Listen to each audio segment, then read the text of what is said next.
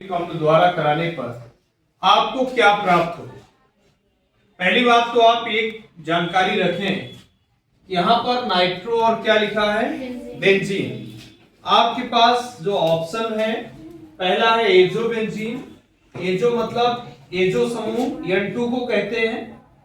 आपका aniline, azo समूह कभी भी आए तो किसको कहेंगे आप, N2 को। मतलब वही आपका पहले शुरू में आपको सिंगल बॉन्ड लगाना है, N आपका हो जाएगा क्या, ट्रिपल बॉन्ड, और एक N के ऊपर रहेगा प्लस। ये जो समूह कहलाता है डाई एजोनियम क्लोराइड जिसे आप बोलते हैं। एजॉक्सी बेंजीन है phenyl hydroxyl amine.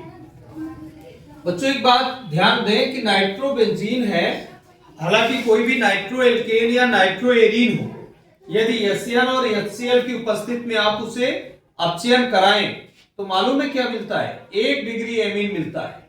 1 degree amine, 1 degree amine इसमें कौन है, एनिलीन। और इसका फार्मूला बच्चों क्या होगा, यदि हम इसका फार्मूला देखें तो ये फार्मूला होता है C6H5NH2। और नाइट्रोबेंजीन के बारे में आप जानते हैं C6H5NO2। अपचयन का मतलब होता है H का जुड़ना, और किसकी प्रेजेंस में हो रहा है, एसएन प्लस एचसीएल। एसएन और एचसीएल मिलकर के नवजात ऑक्सीजन रिलीज करेंगे, मतलब ये एक तरह से अपचायक का कार्य करेगा। और जो नवजात ऑक्सीजन, ये हाइड्रोजन, नवजात हाइड्रोजन कहना चाहिए, नवजात हाइड्रोजन इन दोनों की रिएक्शन से मिल रही है, एसएन और एचसीएल की रिएक्शन से, और ये जाकर के इसे अपचयित करेंगे तो ये आपका बन जाएगा C6H5NH2। और प्लस इससे निकलेगा क्या, H2O निकलेगा। इसको बैलेंस कर देंगे, 2 का मल्टीप्लाई करेंगे, हाइड्रोजन की नंबर 2 4 और 2 कितनी हो गई 6, तो यहाँ कितने का मल्टीप्लाई कर दिया हमने, 6 का। तो ये इक्वेशन सहित आपको बता रहे हैं ताकि ये कभी भी पेपर में ऑब्जेक्टिव आए आपसे बन जाए। अगला है methyl amine. Methyl amine HNO2 से अपक्रिया द्वारा क्या बना।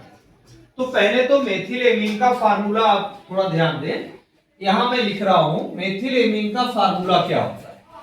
पहले मेथिल बोल रहा है बच्चों तो यहां आपको CH3 करना है, एमीन बोल रहा मतलब NH2 करना है, नाइट्रस अम्ल का मतलब हो गया HNO2, आप इसको इस रूप में लिख सकते हैं। यहां क्या होगा कि एमिनो समूह का रिप्लेसमेंट हो जाएगा बाई हाइड्रोक्सिल ग्रुप, अर्थात यहां जब NH2 को हटाओगे OH लगा दोगे तो ये बन जाएगा CH3OH, अर्थात जो मुझे प्रोडक्ट मिला वो क्या मिला, CH3OH। और इसका जो नाम एक वो है आपके पास ऑप्शन, ये इसका पहला ही ऑप्शन क्या होगा, करेक्ट होगा। कौन सा ऑप्शन करेक्ट होगा, है ना, ये पहला ही ऑप्शन करेक्ट होगा, इसमें बी नंबर था बच्चों। तो मैंने इक्वेशन सहित आपको एक्सप्लेन किया कि वही प्रोडक्ट क्यों बनेगा, ये बात आपको थोड़ा सा नोटिस करना है। आइसोसाइनाइड परीक्षण देता है, ये बहुत इंपॉर्टेंट टाइप का है। आइसोसाइनाइड परीक्षण, आपने एक अपक्रिया पढ़ा है जिसका नाम है कार्बिल एमीन अपक्रिया। कार्बिल एमीन अपक्रिया की परिभाषा क्या पढ़ा है कि जब प्राथमिक एरोमेटिक एमीन या प्राथमिक एमीन बोले आप, प्राथमिक एमीन की क्रिया किससे कराई जाती है, क्लोरोफॉर्म और एल्कोहलिक KOH के साथ कराई जाती है, तब क्या बनता है, फेनिल आइसोसाइनाइड। यानी फेनिल आइसोसाइनाइड, यानी यदि आप एनिलीन लेंगे C6H5, इसका मैं पूरा इक्वेशन आपको बता रहा हूं, ये आपके पास ऑप्शन है कहीं पर, ये तो आप पूरा इक्वेशन देख लें। C6H5NH2 प्लस क्लोरोफॉर्म का फार्मूला क्या होता है बच्चों, CHCl3 plus sodium potassium hydroxide, AlC लिखा होगा तो एल्कोहलिक है बच्चों। यहां बनता क्या है, C6H5NC, मतलब ये C6H5N ले लिया और यहां से क्या मिल गया इसको C, तो यहां बचा क्या, H बचा, यहां क्या बचा, H और Cl बचा, मतलब Cl किससे रिएक्शन करेगा, K से, तो प्रोडक्ट बनेगा KCl। फिर यहां बच्चों OH बचा कि नहीं बचा, यहां से H बचा है, यहां भी क्या बचा है H, OH की रिएक्शन से क्या बनता है ये तो जानते हैं आप, पानी बनेगा। अब बताओ इसमें इसको बैलेंस करने के लिए तो खैर बताया था मैंने, यहाँ Cl की नंबर 3 है तो यहाँ 3 का कर दो, K में 3 की संख्या हो गई, 3 का यहाँ भी करना है, ऑक्सीजन की नंबर 3 हो गई तो 3 का यहाँ भी करना है, और ये इक्वेशन आपका बैलेंस हो जाएगा। तो थोड़ा सा ध्यान दे, शायद बैलेंस हुआ कि नहीं हुआ, एक बार चेक कर ले। समीकरण को थोड़ा सा बैलेंस करने में आपको चेक करना है एक बार। हाइड्रोजन की नंबर यहाँ 3 2 जा 6 हो गई, और अपने पास यहाँ नंबर कितनी है, 3 यहाँ है, 2 और 1, राइट, ये बैलेंस। तो कुल मिलाकर के कौन ये दे रहा है, 1 डिग्री एमीन ये परीक्षण दे रहा है कि नहीं दे रहा? Yes sir. 1 डिग्री एमीन है ना, Yes, 1 डिग्री एरोमेटिक एमीन है। चूंकि NH2 समूह जिसमें रहे, जिसमें भी NH2 ग्रुप है वो 1 डिग्री एमाइन है यानी एमीन है, यदि NH ग्रुप है तो 2 डिग्री है, और यदि N है तो 3 डिग्री है। अर्थात आइसोसाइनाइड परीक्षण हमेशा ध्यान रखना है कि 1 डिग्री एमीन ही देता है, 2 डिग्री नहीं देता है। इसलिए चूंकि हम जब कार्बिन एमीन अपक्रिया या इसे आइसोसाइनाइड परीक्षण कहते हैं, दो नाम है, कार्बिन एमीन अपक्रिया या आइसोसाइनाइड परीक्षण, ये दोनों नाम एक ही बात के लिए, मतलब एक ही इक्वेशन बनेगा उसका।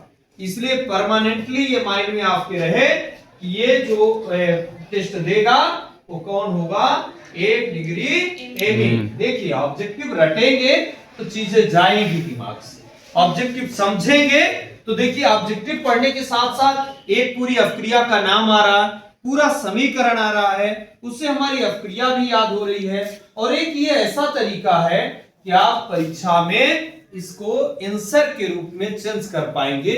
मतलब आप ये नहीं यहां रटेंगे, कल को कंफ्यूजन हो जाएगा, इसलिए रटना नहीं है, उसे क्या करना है, समझना है।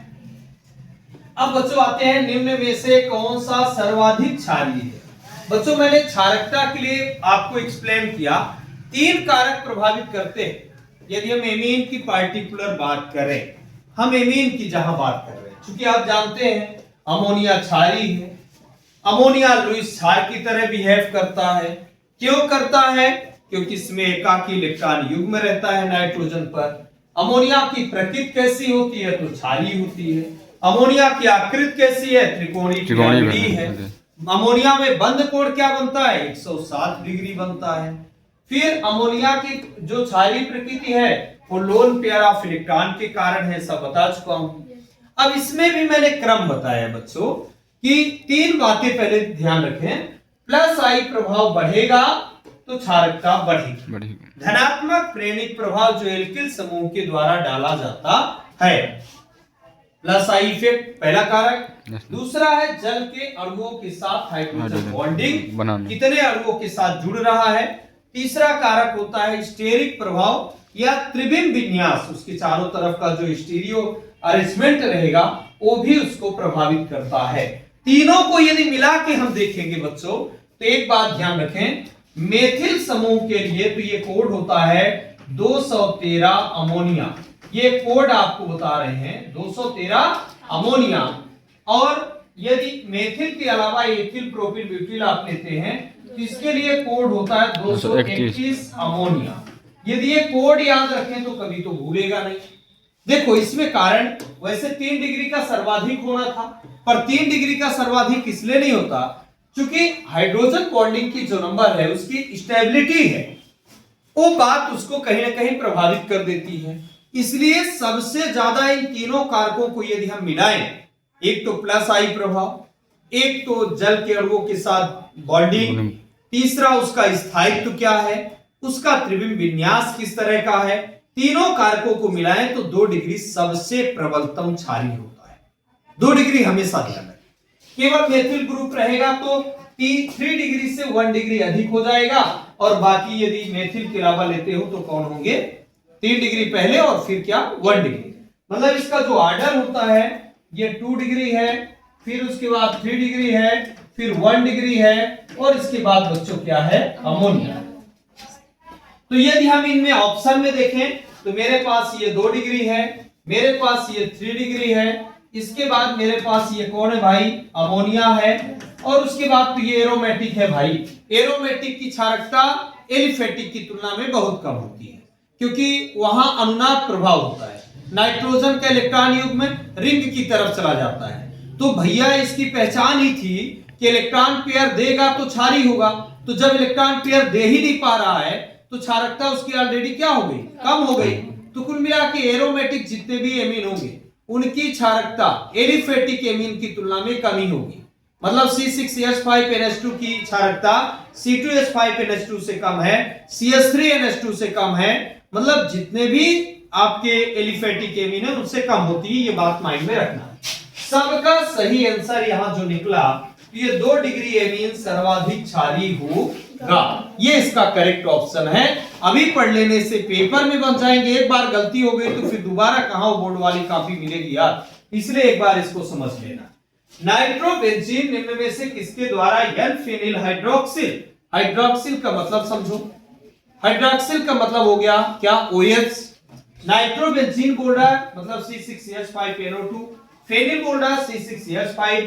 ये बच्चों इसके द्वारा यानी ZN/NaOH के बीच रिएक्शन होगी, वो जाकर के उसका रिडक्शन करवाएगा और रिडक्शन के आफ्टर जो है तो मुझे ये मिलेगा क्या, एन फेनिल हाइड्रोक्सिल एमीन। इसका करेक्ट ऑप्शन है क्या, सी नंबर। इस तरह से ये ऑब्जेक्टिव अभी आपको तैयार हुए। इसी तरह से कई ऑब्जेक्टिव टाइप के जो वीडियोस हैं आपको मिलेंगे। आप रिक्त स्थान, एक शब्द में उत्तर, true false, match the column, सभी का अभ्यास जबरदस्त पाएंगे। एक बार आपको ये देख लेना है, निश्चित रूप से पूरा विश्लेषण सही दे रहा हूं वीडियो में, इसलिए आप देखेंगे, ये उम्मीद है।